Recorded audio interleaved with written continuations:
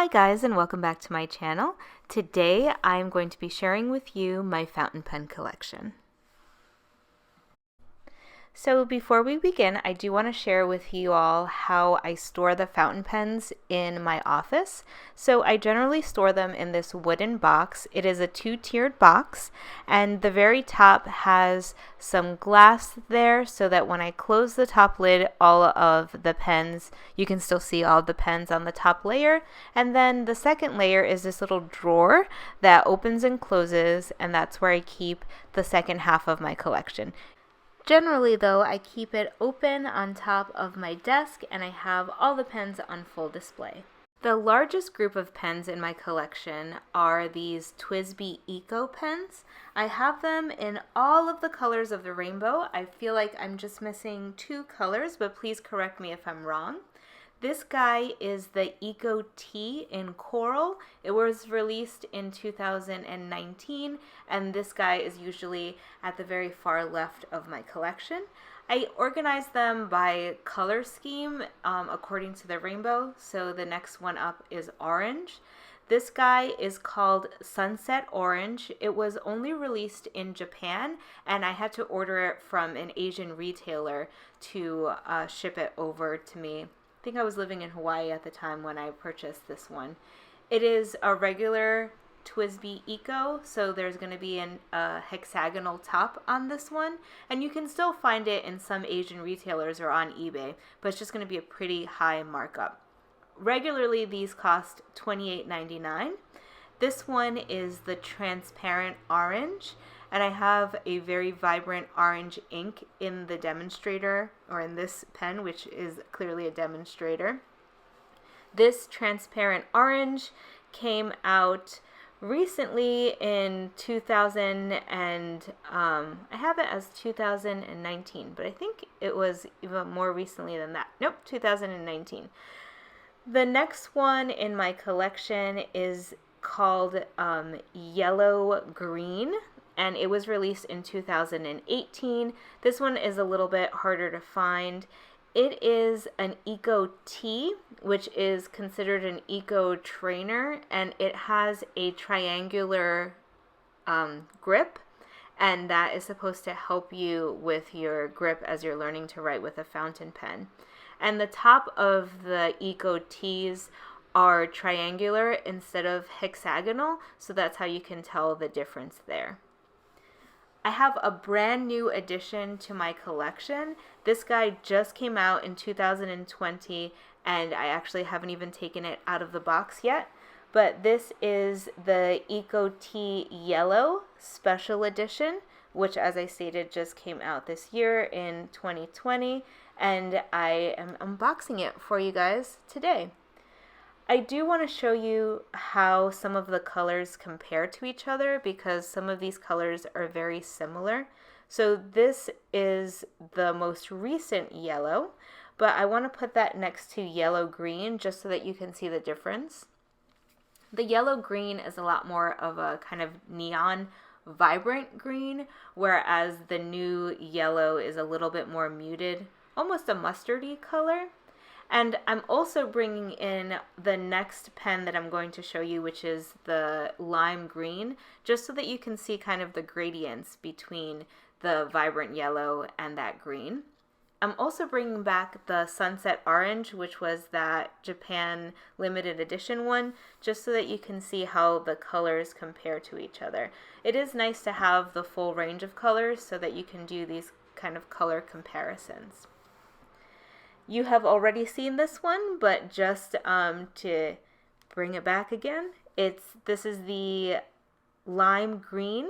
This guy was released in 2016, and it's one of my favorites in my collection. I really like the vibrancy of that kind of neon green color. This one is the Eco in transparent green. This one was released in the holiday season of 2018, and it's still pretty readily available, so if you're interested in this one, I believe I got mine off of Amazon. Goulet Pens might have been sold out of it when I was trying to get it, but it is still pretty readily available. This is my most expensive eco, and this one is the Turquoise. It was released in 2017. It was really, really popular, and by the time I was collecting these eco pens, it was hard to find. They had one left on eBay when I was looking for one, so this has one of my few extra fine nibs, and that's because that was the only one that I could find. And I paid probably 4, maybe 5 times the retail value for this one on eBay, so it was even more expensive than having the orange one shipped over from Asia. I have not inked this guy up because I do have other ones in extra fine, and just because it is kind of like the star of the eco collection, I haven't done anything. I haven't inked it up yet. The mint blue, which is what I'm showing you right now, came out in 2020, so it's one of the recent additions, and it is very similar to the Turquoise, and it is a Eco T. So here you're going to see the triangular top, and it also has that triangular grip when you open it up, when you hold it. And it is a little bit lighter than the Turquoise, as you can see, but it is readily available and it's out there now. So if you're interested in getting that mint blue color, that one was a recent release and should still be relatively easy to find. I didn't have an issue getting it, although there were some limitations on finding it in fine, especially was one of the was a little bit harder than the other nib sizes. But here I'm just showing you what the grip looks like. So there in the Eco T, I'm not sure if you're going to be able to see it, but it is triangular, so there's some flatness in the grip, whereas the conventional Eco is completely round, so there are no flat edges or ridges to help guide your grip. Continuing down my blue section, this is the TWSBI Eco T in the color blue. This one was released in 2017, and you can see that triangular top because it is an Eco T. This is my only stub nib that I have in this pen.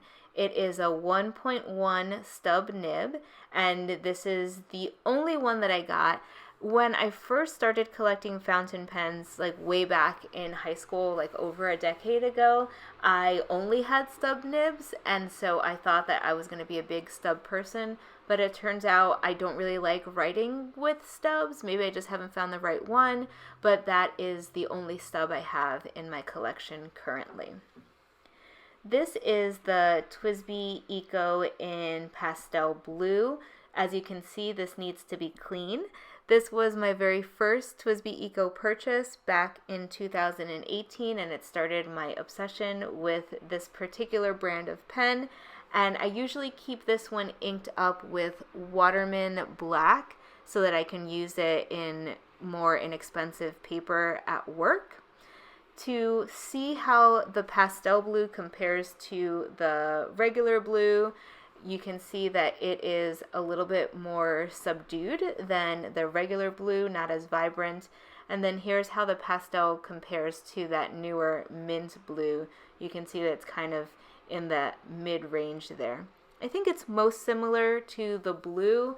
The mint blue seems to be a little green to me in undertone, so that is how that compares, or how those compares to each other. The transparent blue seems like the most true blue to me, although I'm not a color expert. I like to keep my transparent pens inked up with the color that matches it.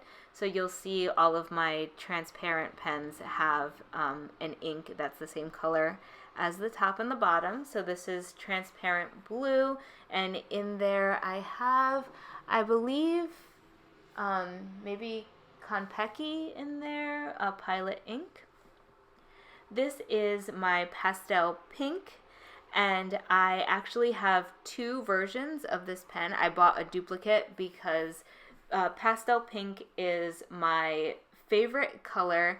It's actually my second favorite color. My first favorite color is a bright royal blue, and you'll see that I have an entire section of royal blue fountain pens. This is my second favorite color, but it is my favorite color for the TWSBI Eco, which is why I have two of them. I have one brand new one in a box in the event that I lose this one for some reason. I got it when I purchased the pastel pink and the pastel blue at the same time, and then I bought myself a pastel pink for a backup. I feel like it's probably the same as people that collect sneakers and have like one that they wear and one that they keep in their closet. I try not to do that very often, but that pastel pink is one that I have kind of in reserve. This pink was released in 2018. I was able to snag one of the last ones off of Amazon, and it is in a broad nib, which is a nib that I do have in some of the other colors. Here is how it compares to the pastel pink, so you can see it's a pretty stark contrast. I think it's the most similar to the other bright neons. I consider this kind of like a little neon group or a little theme here. So here's how the pink looks like next to the yellow green, next to the lime green, and I would probably also add the regular blue into this kind of grouping of neon TWSBI Ecos. And I kind of like the way that these pens look together. Next up is one of my newer additions. This is Transparent Purple. It was released in 2019, and I know a lot of purple fans were out there kind of lobbying TWSBI to add a purple to their collection. So this is one of my more recent transparent additions. I don't have a purple ink in this purple pen. I have this really interesting green ink. I know that it is pretty popular, but I have a difficult time pronouncing it. So this is what it looks like. And if you're interested in looking at my fountain pen ink collection, I am starting to gather up quite a bit of a collection there as well. If you're interested in a video like that, go ahead and give this video a thumbs up and let me know in the comment section down below that you're interested in an ink video. But right now I have this purple one inked up like Halloween colors, that purple and that interesting green color. Here's how the purple looks next to the transparent blue. I think this is the most similar color comparison.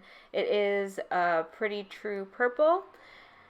The final two pens that I have in my collection are these white TWSBI Eco pens. I have one of them inked up currently with Diamond Oxblood, and I change this one up pretty regularly, and that's just the color that I have in there right now. I also have a second Eco in white, and the reason I have two is because I keep this one inked with Noodler's Bay State Blue all the time. Bay State Blue is one of my very favorite inks, and it is my very favorite color, that very rich, vibrant royal blue. However, it is known to stain pens, and it's notorious for being difficult to clean out of pens. So I have this pen specifically for this ink. I keep it inked up with only Bay State Blue, and then I refill it with only Bay State Blue, so I don't necessarily need to clean it out so efficiently. I do still flush the pen out and clean it out between fills, but I don't stress out as much about getting it like completely clear or see-through in this particular pen. Now for my collection of deep blue fountain pens. The first one up is the Monteverde Regatta Sport in blue, and this pen is probably my most used pen. I keep it at work and I use it for speed writing if I have to take quick notes. Sometimes I have to do that at my job, and it is super satisfying, not only because it is just a really substantial, like a heavy pen, but it's also my very favorite color, and it has this magnetic system, this magnetic closure, because it has this really strong magnet that connects both of the sides of the pen. So I'm going to go ahead and play that for you.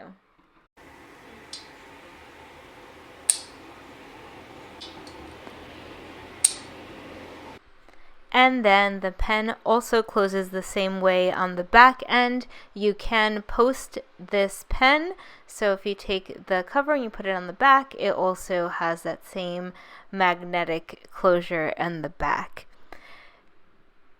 The nib on this pen is a Barck black nib, and it is a beauty to write with. It just flows so nicely, and it's just like what I consider my quick writer, because I can just jot a note down pretty quickly.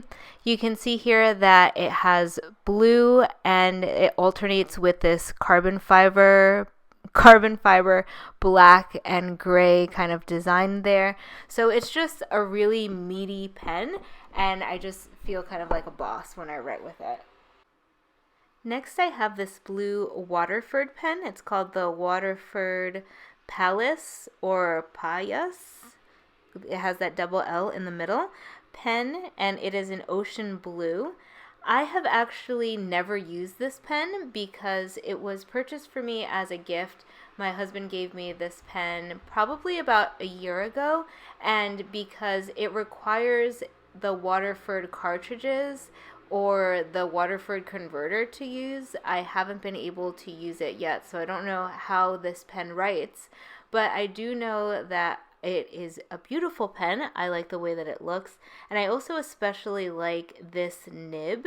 So it has the Waterford seahorse on it. It says 1783 on the top, and you can see that it is a medium nib. It has a gold and silver, like a two-toned nib there, and I'm excited to use it. It's just difficult because I have a bunch of standard chargers, or converters rather. I'm just not able to use it on this Waterford pen, but it is aesthetically pleasing, and it fits well in my blue section in my fountain pen collection, but I just haven't been able to use it just yet. This is one of the jewels of my fountain pen collection. It is the most expensive of all the pens that I own. It is a Mont Blanc. It is a Petit Prince collection, which came out a few years ago. You can see that it has that enamel star in the clip there, and on the very top it has some words in French from the Petit Prince story. You can also see that there are foxes on the top of the pen there, engraved into the top, and then the body of the pen doesn't have any engraving, it's just a smooth finish. It is a very, very deep blue, which I'm not sure if the camera is picking up exactly, but sometimes it looks black, so holding it up against my hand sometimes helps to increase that contrast. So it's a deep blue pen. It is a medium nib, and here you can see that on the nib it actually has an etching of the Petit Prince. It also has some stars and a fox on it, and I just really enjoy looking at this nib. It is currently inked up with some Mont Blanc Royal Blue ink, and I keep it inked up with the cartridges as well. This is the first of two Sailor pens that I have in my collection. It is the Sailor Barck A pen. I think I'm pronouncing that correctly. It's Barcarolle. It is in this royal blue color. This color is currently unavailable, but I have seen the red version both on some pen boutique sellers as well as on Amazon. So the Sailor pen has that sailor insignia there on the very top, and it is also pretty weighty. It's a nice heavy kind of metal feeling pen. It has a beautiful nib. The Sailor 1911 is embossed there on the top. It is a 14 karat nib. It is a beautiful medium weight pen. It's not as heavy as like my Monteverde, but it does feel really substantial and a little bit heavier than my TWSBI pens. It is one of my favorites in that beautiful deep blue color. The next pen that I have from Sailor is the Sailor ProGear Slim in Lavender.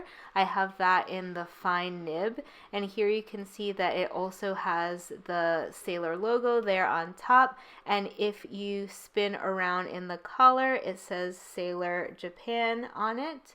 And it is this beautiful light lavender-ish color. I also had to import this from an overseas seller in Asia, but I do believe that there's still a few available online.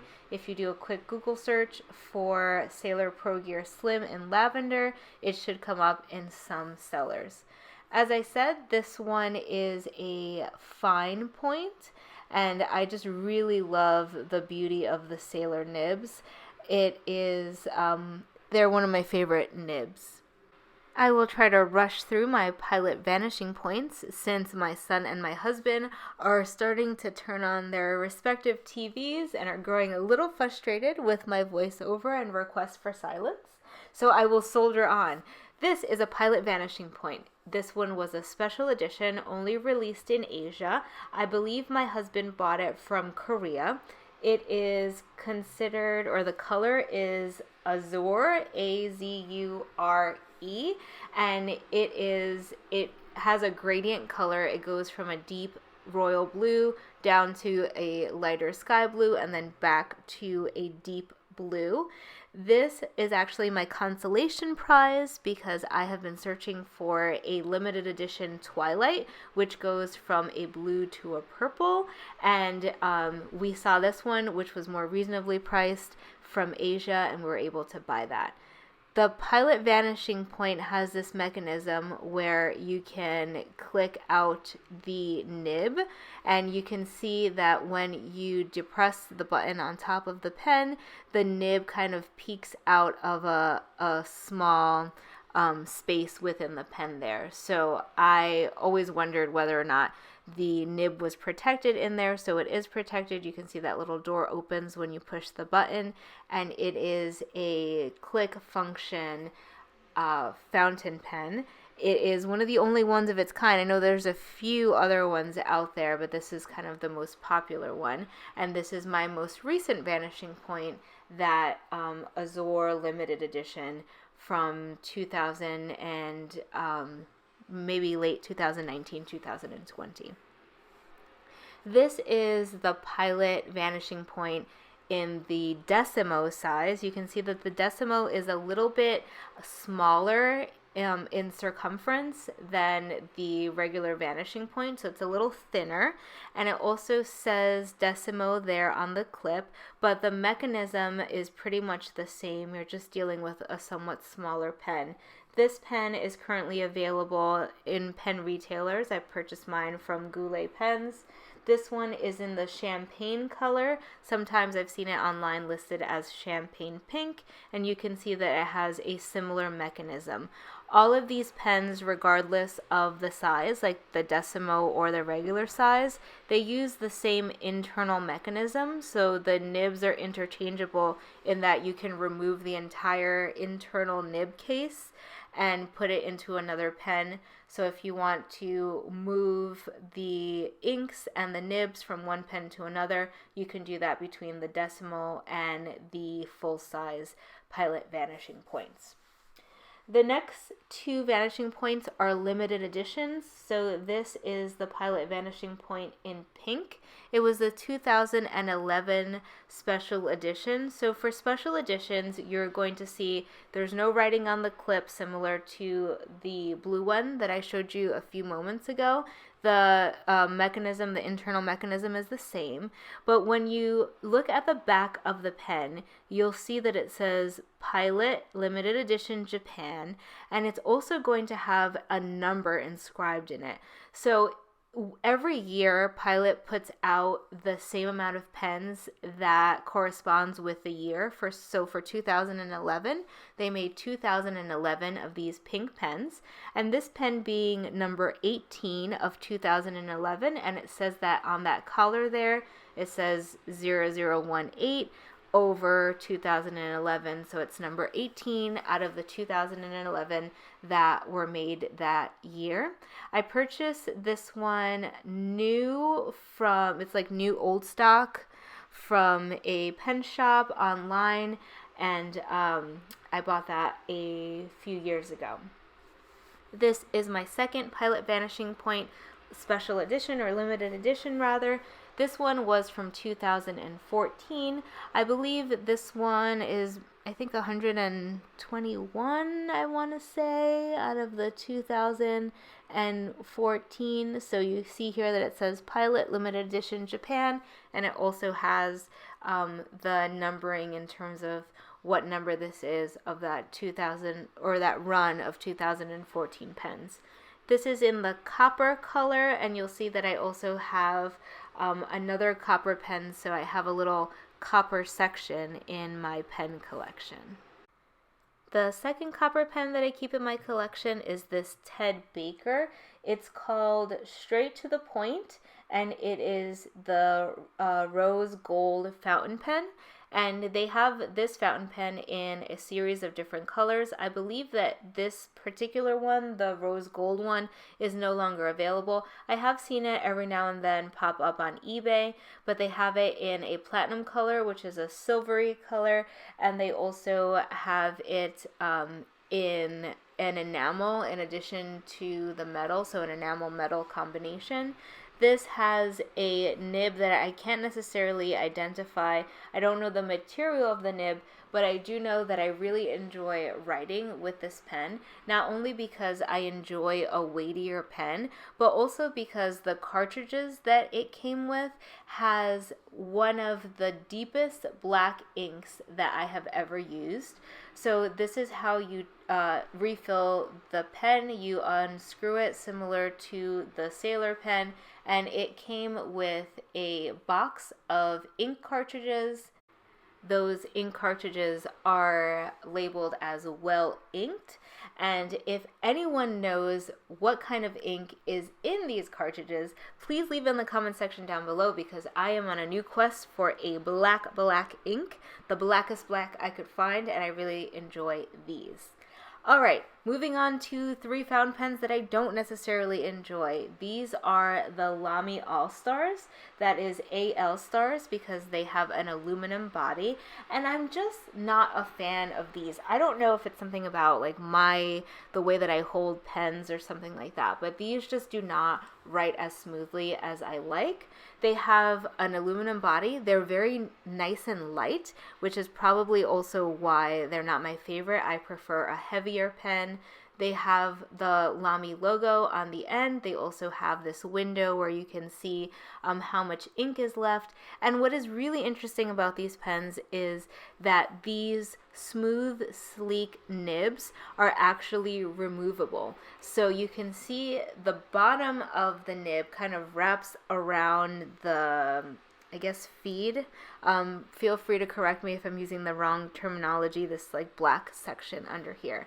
But you can see that the nib wraps around that section, and then all you have to do is grip down onto the nib and pull the nib off of the pen, and then you can replace it with a different nib. So you can have a different size nib for each of the pens. You can change the size of the nib on each pen. You can also replace it with a colored nib. They have black nibs, so if you prefer that to the silver, you can do that as well. That dark blue was called ocean blue. This lighter blue is called the Pacific color, and I believe it was a limited edition a few years ago. I found it, someone had found some leftover stock, so it was online and I went ahead and grabbed it. But there are similar colors in the Lamia AllStar, so if you're interested in kind of this turquoise color, I believe their limited edition this year is a similar color. But like I said, I don't really keep up with the Lamia news as much just because I'm not that big of a fan. The grip on this does have that kind of triangular shape like the TWSBI Eco T, so it is a little bit easier for people to learn to write with the fountain pen correctly. So that's something else to think about. The last Lamia AllStar that I have is this Lamia AllStar in the color Vibrant Pink. When Lamia releases a special edition pen, they also release a matching ink. So I do have the Vibrant Pink ink as part of my ink collection. Moving on to a Lamia pen that I actually do enjoy. This is the Lamia Scala in the color Rose, and I like this possibly because it is more substantial or heavier than the Lamia AllStar. It has kind of this smooth, shiny finish on both ends. The branding is pretty minimal. The only place that says Lamia is on the side of the clip. So just on one side, you can see that it is embossed Lamia. It's coming up right there on the side here. Let's see if we can get it into the camera. And that's pretty much the only place that you're going to see it other than on the nib. This pen uses the same nib that the Lamia AllStar and that the other Lamia pens use, so it is interchangeable. And I do like that when you're spending quite a bit of money, so the Lamia Scala runs about $120, $130 compared to the Lamia AllStar, which you can get around the $30 mark. When you're spending over $100 on a pen and you can change the nib, it really just makes the pen potentially more useful because you can just, you don't have to buy a whole new pen or even a whole new nib like you have to for the Pilot Vanishing Point. This one, you just buy a new nib, you pull off the nib that you don't want to use anymore, or you want to change it for a while, you pull it off, you pull on the new one, and you can still use your somewhat pricey pen. We have come to the very end of my pen collection. This happens to be my newest addition. I just acquired this very inexpensive glass pen off of Amazon. I purchased this for just under $10. I will leave the link in the comment section down below. You use these glass dip pens to, I use it to try out my ink. You just dip it into the ink and then you can write with it. So I have been using it to try out some ink samples and to help pass the time as we're spending more and more time home and not going outside as much. So I purchased this dip pen in this clear glass. It has some silver sparkles on the inside, and I've been enjoying trying this out. And that is it, guys. Thank you for hanging out with me while we went through all of my fountain pen collection. And until next time, guys, I hope this video brought you some utility and joy.